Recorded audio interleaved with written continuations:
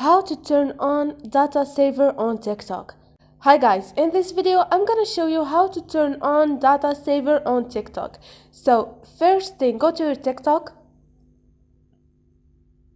tap on profile, tap on those three dots up there, click on setting and privacy, and now keep search until you find data saver. And all you need to do is tap on that icon, and now your data saver is on. So this is it guys. Hope this video was helpful. If you like the video, don't forget to subscribe and like.